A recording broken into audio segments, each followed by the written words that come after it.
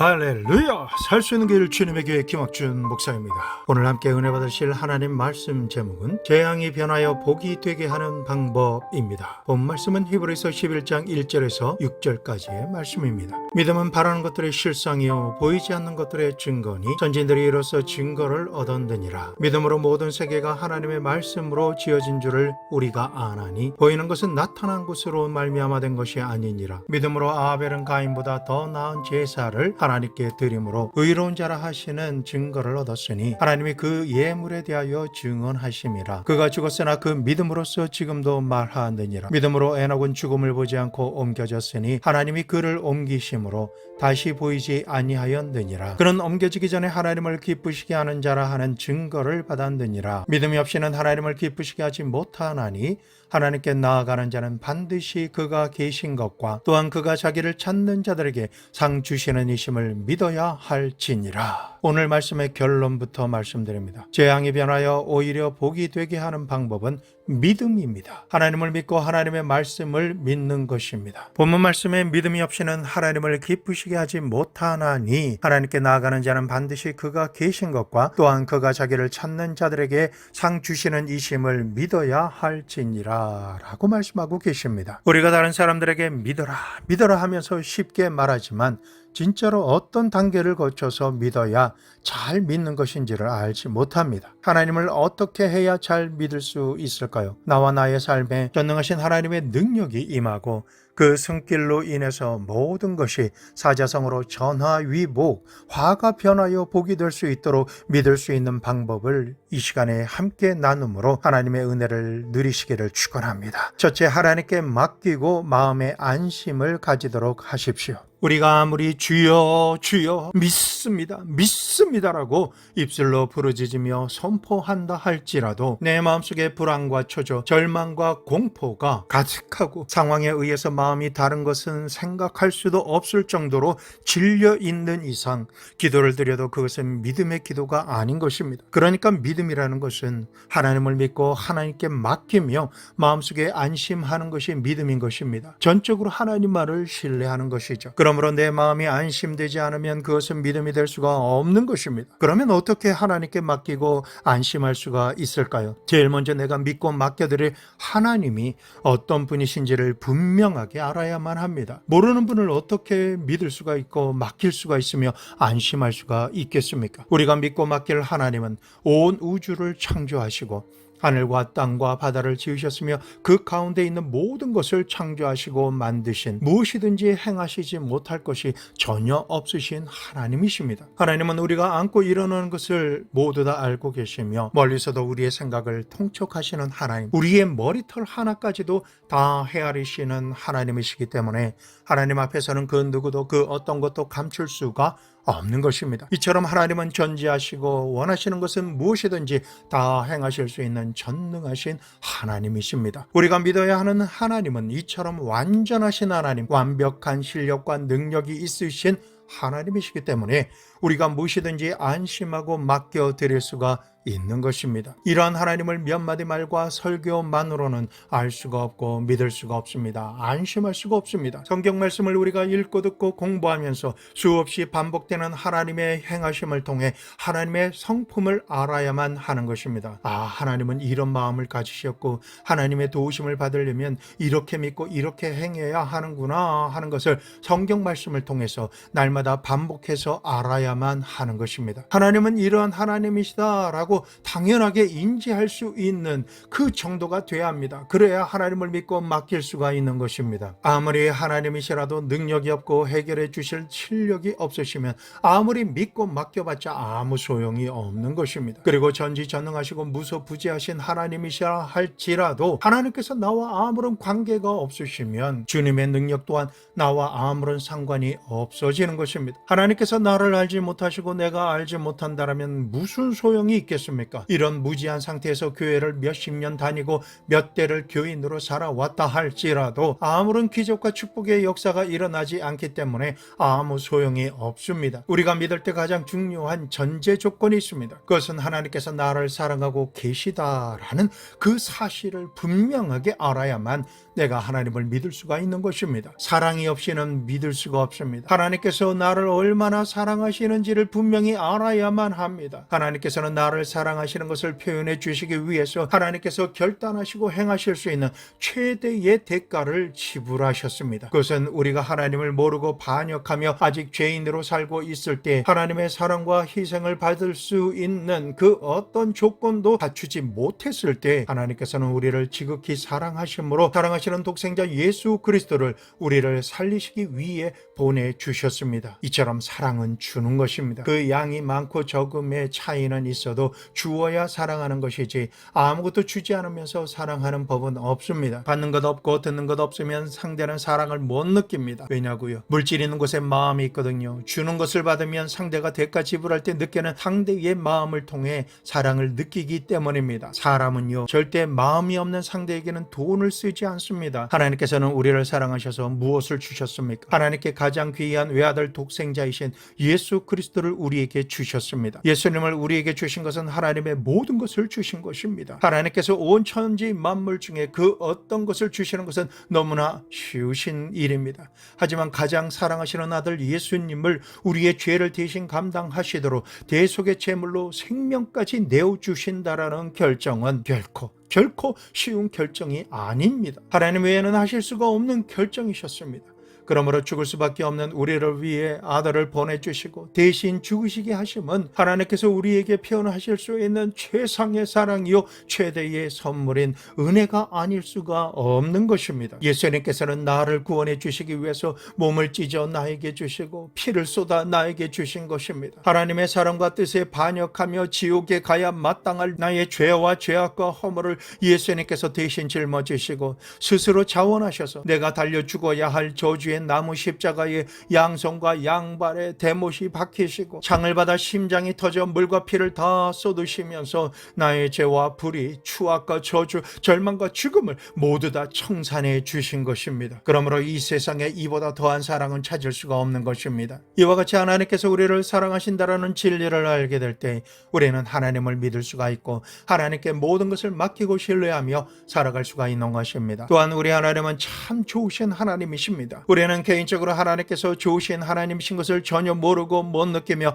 막연히 무서워하고 두려워만 한 적이 있습니다. 하나님은 우리가 죄인이라도 미워하시지 않습니다. 그러나 죄는 미워하셨습니다. 병든 자를 사랑하시지만 병은 미워하셨습니다. 마귀는 미워하시지만 마귀 들린 자는 사랑하심으로 축사하셔서 자유케 하셨습니다. 절망에 처한 자를 구원해 주시고 죽은 자를 살려 주셨습니다. 이처럼 하나님께서는 죄인의 죄를 사해 주시고 병을 고쳐 주시며 귀신을 내어 쫓으시고 죽은 자를 살리심으로 하나님의 형상으로 지으신 사람을 진실로 사랑하심을 그 몸으로 친히 나타내 보여주신 것입니다. 전지전능하시고 무소부지하신 하나님은 나를 사랑하시고 내게 참 좋으신 하나님이시기 때문에 나의 모든 크고 작은 일을 맡겨드릴 수가 있는 것입니다. 하나님께 내어 맡기고 마음의 안심을 얻는 것이 바로 믿음인 것입니다. 내어 맡기지 못하고 마음의 안심을 가지지 못하면 그가 아무리 하나님께 부르짖어 기도드려도 믿음의 역사는 일어나지 않는 것입니다. 그러면 어떻게 하나님께 맡길 수 있을까요?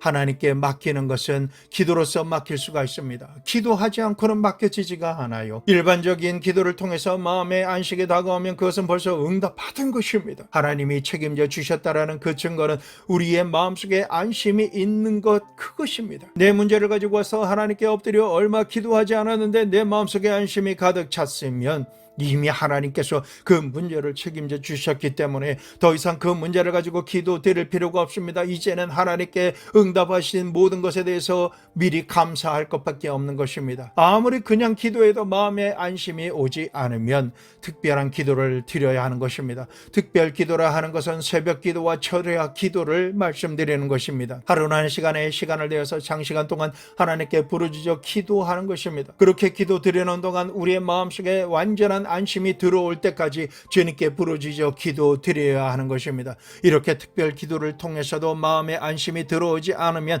그 다음에는 금식 기도를 드려야 하는 것입니다. 금식 기도원에 들어가셔서 하는 것을 추천합니다. 3일, 5일, 7일 금식하는 분이 계시고 10일과 20일을 금식하는 분이 계시며 40일 동안 목숨을 걸고 금식 기도 드리는 분들이 계십니다. 이런 금식 기도를 통해서 마음속에 있던 불안, 초조, 절망이 사라지고 안심이 가득 들어찰 때 흉악의 결박이 끊어지는 것입니다. 그때가 하나님께서 우리의 문제를 받아주시고 책임져 주시는 것입니다. 하나님께서 책임져 주시면 사람이 상상할 수 없는 위대한 일들이 내 삶 가운데 일어나게 되는 것입니다. 예수님을 믿는 것을 반대하고 핍박하는 남편을 위해서 사흘 동안 금식하며 배우자가 회개하고 예수님을 믿게 해달라고 간절히 기도드리신 분이 계십니다. 첫날은 부르짖어 기도드려도 마음에 평안이 없습니다. 둘째 날은 아무리 기도해도 그 마음속에 그동안 당한 고통과 억울함이 생각과 마음속에 가득 들어차서 서글퍼서 엉엉 울면서 시간을 보냈습니다. 사흘째 되던 날에는 금식하면서 그 영혼이 너무나도 불쌍한 거예요. 그래서 그 불쌍한 영혼을 구원해 달라고 간절히 기도드리니까 갑자기 마음속에 안심이 가득 차 들어오기 시작했습니다. 그러면서 하나님의 음성이 마음속에 들려왔습니다. 내가 내 기도를 들어주리라. 그러나 아직 때는 오지 않았으니 안심하고 기다려라. 이러한 주님의 음성을 듣고 너무나 기쁜 마음으로 안심하고 금식 기도원에서 내려왔습니다. 그러나 남편은 이전과 전혀 변함없이 반대하고 성경책을 찢으며 욕하고 교회 나가지 못하도록 방해하였습니다. 그런데 놀라운 변화는 금식한 이후에 이 성도님에게 벌어졌습니다. 남편이 그 어떤 핍박을 행할지라도 마음이 전혀 불안하지 않고 억울하지 않고 슬프지 않은 것입니다. 마치 싸우는 영화를 보는 관객처럼 그 모든 순간을 덤덤하게 바라보고 있는 자신을 보고 있었습니다. 이는 하나님께서 그 마음속에 평안한 마음을 주셨기 때문에 가능한 것입니다. 핍박당할 때는 화를 돋구지 않기 위해서 변함없는 표정으로 가만히 있었지만 그 마음속에는 하나님께서 역사하실 것에 대한 기대감이 솟아나서 기쁨이 계속해서 생기기 시작했습니다. 일상생활할 때는 남편이 이미 회개하고 예수님을 믿는 훌륭한 사람이 된 것을 미리 바라보고 있었기 때문에 싱글벙글하면서 웃었습니다. 그런데 금식 기도를 드리고 난 이후에 2달 만에 남편이 큰 자동차 사고를 일으켰습니다. 보통 때 같았으면 반드시 죽을 수밖에 없는 사고였는데 사고 직후에 남편이 하는 말이 더 놀랍습니다. 자기가 사고를 당할 때 마치 하나의 큰 손이 내려와서 자기 옆구리를 강하게 잡고 보호해주는 그런 느낌을 받았다라는 것입니다. 사고가 너무나 엄중해서 병원에 입원했는데 그 부인은 싱글벙글 웃고만 다닙니다. 그 모습을 본 사람들이 생각하고 말하기를 이 여자가 돌았거나 남편이 죽기를 원하나 보다라고 수군거립니다. 다른 사람들이 그러거나 말거나 이 성도님의 마음에는 남편이 위중하더라도 마음에 고통이 들어오지 않습니다. 그저 행복한 미소가 자기도 모르게 지어집니다. 왜 그러냐고 질문한 사람들에게 말하기를 나는 벌써 2달 전에 하나님께서 안심하라라고 말씀해 주셨다. 나는 하나님의 음성을 듣고 믿었으며 그 순간 마음속에 안심할 수 있는 평안한 마음이 들어왔기 때문에 내 남편은 절대로 죽지 않고 예수님을 믿게 될 것이다.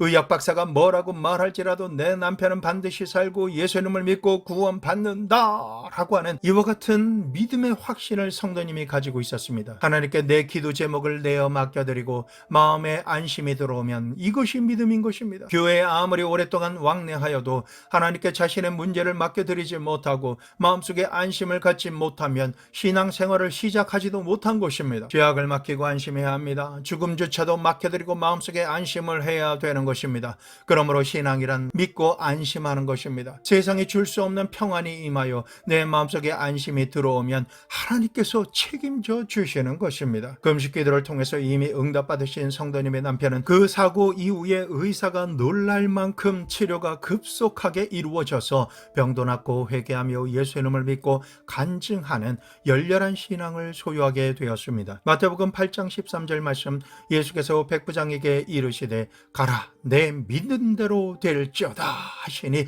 그 즉시 하인이 나으니라. 백부장에게 말씀하신 것처럼 성경 말씀을 통해 주님의 음성을 동일하게 들으십시오. 내 믿음대로 될지어다. 이 말씀으로 인하여 그 즉시로 기적의 역사가 일어나는 것입니다. 이 사실을 믿으시고 마음속에 믿으시면 그대로 되어집니다. 것이다. 둘째로 믿음이란 마음에 명확한 꿈을 품고 그것을 언제나 소유하고 있는 것이 믿음입니다. 꿈이라는 것은 미래에 일어날 어떤 사건을 현재의 내 마음속에 소유하는 것을 말합니다. 현재 내 마음속에 미래에 대한 꿈을 소유하지 못하고 있는 사람은 내일이 되어도 아무것도 가질 수가 없습니다. 킹 제임스 버전으로 잠언 29장 18절 말씀 보면 Where there is no vision, the people perish. 꿈이 없는 백성은 망한다 라고 말씀하고 있습니다. 왜냐하면 내일에 대한 찬란한 희망을 오늘이라는 지금 이 시간에 내 마음속에 품고 더욱 구체적으로 그림을 그려나가지 않는다면 그 민족은 내일이 없는 민족이 되어버리고 마는 것입니다. 로마서 4장 17절 후반절 그가 믿은 바 하나님은 죽은 자를 살리시며 없는 것을 있는 것으로 부르시는 이시니라. 마가복음 11장 24절 그러므로 내가 너에게 말하노니 무엇이든지 기도하고 구하는 것은 받은 줄로 믿어라. 그리하면 너에게 그대로 되리라. 성도 여러분, 없는 것을 어떻게 있는 것처럼 부를 수가 있을까요? 기도하고 구한 것을 어떻게 받지도 않은 상태에서 이미 받은 줄로 믿을 수가 있겠습니까? 이 말씀은 우리의 마음속에 꿈을 소유하는 것을 말하는 것입니다. 사실 우리 모두는 이러한 꿈을 실제 생활에서 활용하고 있습니다. 벌판이나 야산을 보고 여기에다 아파트 단지를 만들겠다라고 생각하고 정부의 허가를 받기 위해 자기가 생각한 것을 구체적으로 청사진을 만들고 설계하며 건축 허가를 받습니다. 그때 건물이 지어졌습니까? 정부에서 보증하면 믿는 것입니다. 아무것도 없을지라도 아파트를 구입하려고 청약금을 내기 시작합니다.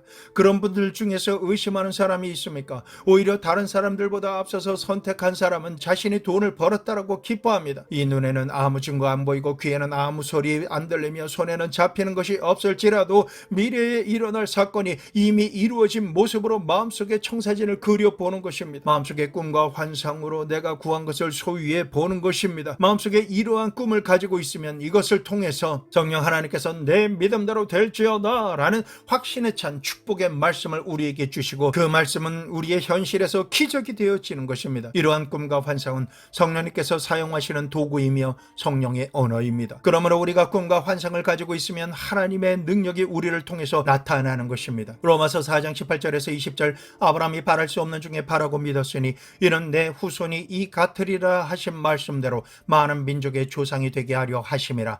그가 100세나 되어 자기 몸이 죽은 것 같고 사라의 태가 죽은 것 같음을 알고도 믿음이 약하여 지지 아니하고 믿음이 없어 하나님의 약속을 의심하지 않고 믿음으로 견고하여져서 하나님께 영광을 돌리며. 아브라함은 나이가 많아 이미 아이를 낳을 수가 없었고 그의 아내 사레도 단산한 지가 오래였습니다. 그러나 하나님께서는 아브라함에게 오셔서 내게 자손을 주시겠다라고 말씀하시며 많은 민족의 조상이 되게 하겠다라고 하셨습니다. 하나님께서 이렇게 말씀하실 때 아브라함도 웃었을 것이고 사라도 웃었습니다. 왜냐하면 상상할 수도 없는 일을 하나님께서 자신에게 말씀하셨기 때문입니다.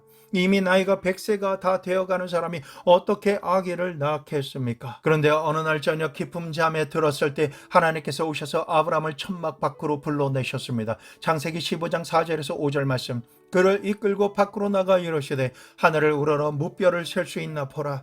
또 그에게 이르시되 내 자손이 이와 같으리라. 아브라함이 여호와를 믿으니 여호와께서 이를 그의 의로 여기시고. 하나님께서 하늘의 별들을 하나 둘씩 세어보라고 하셨습니다. 그래서 아브라함은 열심히 별들을 계수하기 시작했습니다. 그러자 하나님께서 말씀하시기를 내 자손이 저 하늘의 별들과 같이 무수하리라 라고 축복하셨습니다. 하나님께서는 불필요한 일을 우리에게 시키지 않으십니다. 그 별들을 헤아리도록 하신 것은 보고 구체적으로 셈을 하는 동안에 꿈을 포기한 것을 다시금 품을 수 있도록 꿈을 심는 하나님만의 방법이었습니다. 아브라함이 별을 보고 셈을 한 이후부터 눈만 감으면 별들처럼 많은 자손들이 자기에게 태어나는 모습을 하나님께서 계속해서 보여주십니다. 이렇게 상상하며 소망하며 꿈을 꿀 때 아브라함이 여호와를 믿었다라고 하였고 여호와 하나님께서는 이러한 믿음을 보시고 그의 의로 여기셨습니다. 우리가 꿈과 환상을 가지면 끊임없이 우리 마음속에 믿음이 발생합니다. 꿈이 얼마나 중요하냐 하면 하나님께서 요셉이 시기 질투하며 분노하는 형들에 의해 애굽의 노예로 팔려가기 전에 그의 마음속에 꿈을 심어 주셨습니다. 야곱의 12아들 중에 11번째인 요셉은 그 별명이 꿈꾸는 사람이었습니다. 요셉이 하루는 자다가 꿈을 꾸었는데 창세기 37장 5절에서 10절 말씀. 요셉이 꿈을 꾸고 자기 형들에게 말하며 그들이 그를 더욱 미워하였더라. 요셉이 그들에게 이르되 청하건대 내가 꾼 꿈을 들으시오. 내가 밭에서 곡식단을 붓더니 내 단은 일어서고 당신들의 단은 내 단을 둘러서서 절하더이다. 그의 형들이 그에게 이르되 내가 참으로 우리의 왕이 되겠느냐, 참으로 우리를 다스리게 되겠느냐 하고 그의 꿈과 그의 말로 말미암아 그를 더욱더 미워하니 요셉이 다시 꿈을 꾸고 그의 형들에게 말하여 이르되 내가 또 꿈을 꾼즉 해와 달과 11별이 내게 절하더니이다 하니라. 그가 그의 꿈을 아버지와 형들에게 말하되 아버지가 그를 꾸짖고 그에게 이르되 내가 꾼 꿈이 무엇이냐, 나와 내 어머니와 내 형들이 참으로 가서 땅에 엎드려 내게 절하겠느냐. 꿈을 꾼 것을 그대로 전한 요셉은 형들에게 미움을 받을 뿐만 아니라 마지막에는 아버지가 꾸짖고 화를 내셨습니다. 형들도 밥을 먹다 말고 화가 치밀어 올랐습니다. 너무나도 교만하고 나쁜 놈이라고 했을 것입니다. 자신의 꿈과 그 꿈을 해석하는 일로 인해서 요셉은 형제들에게 미움을 받아서 아라비아 대상에게 종으로 팔려 애굽으로 내려가서 보디발의 집에서 종으로서 가진 고생을 다하였고 그곳에서도 모함을 받아 시위대 감옥에 갇히는 죄수가 되었습니다. 그 이후에 13년이라는 오랜 세월 동안 종살이와 감옥살이를 한 것입니다. 그러나 요셉의 마음속에 심어진 그 영롱한 꿈이 사라지지 않았습니다. 요셉은 그 꿈을 소유하고 희망을 저버리지 않았던 것입니다. 그리고 나이 30세가 되자 하나님께서 꿈꾸게 하신 그대로 애굽의 국무총리가 되고 만 것입니다. 그리고 꿈 그대로 형들과 온 가족이 자기 앞에 와서 꿇어 엎드려 절을 하게 된 것입니다. 성도 여러분, 우리가 마음속에 꿈을 가지는 것이 이처럼 중요합니다. 요엘서 2장 28절 말씀에 그 이후에 내가 내 영을 만민에게 부어주리니 너희 자녀들이 장래 일을 말할 것이며 너희 늙은이는 꿈을 꾸며 너희 젊은이는 이상을 볼 것이며, 이 말씀이 지금 이 시대에 더욱 강력하게 임하고 이루어지고 있습니다. 우리가 마음속에 어떤 환난이 온다 할지라도 하나님께서 주신 꿈과 환상을 끊임없이 소유하고 있으면 그것이 믿음인 것입니다. 꿈과 환상을 통해 하나님께서 행하실 것을 말씀하시는 꿈의 언어를 소유하는 것이 의로 여김을 받는 것입니다. 그러므로 꿈과 환상을 저버리면 믿음은 모두 다 사라져버리고 마는 것입니다. 이 세상이 아무리 어려워도 내 마음속에 내일에 대한 찬란한 꿈과 환상을 마음속에 품고 있는 것이 하나님의 뜻입니다. 그 꿈이 있는 자를 하나님께서는 절대로 저버리시지 않으십니다. 그러므로 꿈이 없는 개인이나 민족은 망한다라는 사실을 반드시 알아야 하는 것입니다. 믿음이란 내 마음속에 꿈을 가지는 것이 믿음인 것입니다. 우리는 나를 향한 모든 대가 지불이 끝난 예수님의 십자가 밑에 나와서 부활하신 주님께서 나를 위해 주시는 찬란한 꿈을 받아야 합니다. 꿀 수 있어야 합니다. 죄인은 용서받는 꿈을, 버림받은 자는 하나님께 환영을 받고 성령 충만함을 받는 꿈을 꿔야 됩니다. 병든 자는 치료받아 온전하게 되는 꿈을 꾸고 가난하고 저주 가운데 살고 있는 자는 모든 묶임에서 노임받아 자유케 된 꿈을 꿈으로 저주는 사라지고 축복을 받는 꿈을 꾸어야 합니다. 이 땅에서 육신적으로 죽은 자는 하나님께서 허락하신 영원한 천국에서 영원히 살 수 있다라는 꿈을 꾸어야 되는 것입니다. 우리는 예수님으로 인하여 이 모든 꿈을 마음속에 받아들이고 아멘으로 화답할 수가 있습니다. 꿈이 믿음을 잉태하고 회산하게 합니다. 이 꿈이 반드시 이루어진다라는 신념을 성령께서 부어주시기 때문에 꿈과 환상을 주시는 하나님께 나아가십시오. 받으십시오. 말씀을 읽고 듣고 묵상하며 하나님의 뜻이 나의 비전이 되고 예수님의 성품이 나의 인격이 되며 성령님의 권능이 나의 능력이 되시기를 원하고 바라고 기도드립니다. 셋째로, 믿음이라는 것은 시련을 반드시 통과한다라는 것을 잊지 말아야 합니다. 하나님께서는 우리에게 믿음이 생기면 반드시 시련을 통과하게 하십니다. 믿는 것과 정반대의 현상이 나타나는 것이죠. 이런 시련을 통해서 기적과 축복을 받을 개인이나 민족이 그 믿음이 있는지 그 신념을 조사해 보시려고 반드시 시험해 보시고 난 이후에 은혜를 베풀어 주시는 것입니다. 그렇기 때문에 믿음은 반드시 낙심을 동반한다라는 것을 알아야 합니다. 믿음이 있으면 내가 믿는 꿈이 정반대가 되는 현상이 일어나서 믿음이 깨어지고 박살남으로 말미암아 마음속에 낙심이 되고 그로 인해 당황하게 됩니다. 그럼에도 불구하고 신념을 저버리지 않고 그 모든 시련과 환난을 참는 자는 그 시련을 통과함으로 말미암아 하나님 앞에서 위대한 축복을 받을 자라는 인정을 받게 됩니다. 누가복음 8장 41절 말씀에 이에 회당장인 야이로라 하는 사람이 와서 예수의 발 아래 엎드려 자기 집에 오시기를 간구하니, 야이로는 가버나움이라는 지역의 회당장으로 명망 있는 종교 지도자였습니다. 그는 죽기 직전에 12살짜리 딸 아이의 아버지였습니다. 야이로가 예수님 앞에 나올 수 없는 이유는 유대인들이 정식으로 예수님을 이단으로 낙인을 찍고 누구든지 예수님 앞에 나아가는 자는 회당에서 축출하라고 명령을 내렸기 때문인데, 더군다나 그가 회당장으로 있었기 때문에 어떠한 이유로든 그는 예수님 앞에 나갈 수가 없고 만날 수가 없었습니다. 그러나 그러한 명령이 내렸음에도 불구하고 자신의 딸 아이는 그 어떤 약과 의사를 동원해도 고칠 수가 없었습니다. 사태가 이처럼 최악의 상황이 되자 사랑하는 딸의 아버지로서 이제는 자기가 회당에서 쫓겨나는 일이 벌어진다 할지라도 내 딸만은 살려야 되겠다라고 하는 결단을 가지고 예수님 앞에 나온 것입니다. 그리고 수많은 유대인들이 보고 있는 앞에서 예수님 앞에 나아가 땅바닥에 엎드려서 많이 절하고 구합니다. 주여, 저희 집에 오셔서 제 딸 아이에게 손을 얹어 낫게 하옵소서. 제 딸이 죽게 되었나이다. 주변 사람들이 자신을 바라보는 그 눈빛과 손가락질과 자신의 위신 채모를 가리지 않고 낮아진 마음으로 간구하는 야이로에게 예수님께서 기쁘게 말씀하십니다. 내가 가서 고쳐주리라. 이 말씀을 하시고 함께 걸어가십니다. 그런데 예수님의 발걸음이 너무 늦습니다. 좀 더 빨리 좀 가셨으면 좋겠는데 군중들도 자꾸만 예수님의 발걸음을 막고 설상가상으로 12회를 혈류병으로 앓는 여자가 갑자기 나타나서 예수님의 옷자락에 손을 대고는 의학 박사가 고치지 못했던 불치의 병인 혈류병이 순식간에 다 나았다라고 하니 사람들이 야단 범석을 하며 그야말로 난리가 난 것입니다. 그 바람에 예수님께서 자신의 집으로 향하시던 그 발걸음은 멈추었고 더 늦어지게 되었습니다. 이 때문에 회당장의 마음은 애가 타서 발버둥을 칩니다. 예수님을 청하기는 내가 청했는데 고침을 받기는 12의 혈류병에 걸린 여인이 고침을 받았으니 속이 다 들어가는 것입니다. 이러한 상황을 지나 집에 도착했는데 이게 웬일입니까? 집 근처에 거의 도달했는데 집에서 그만 호국 소리가 들리기 시작합니다.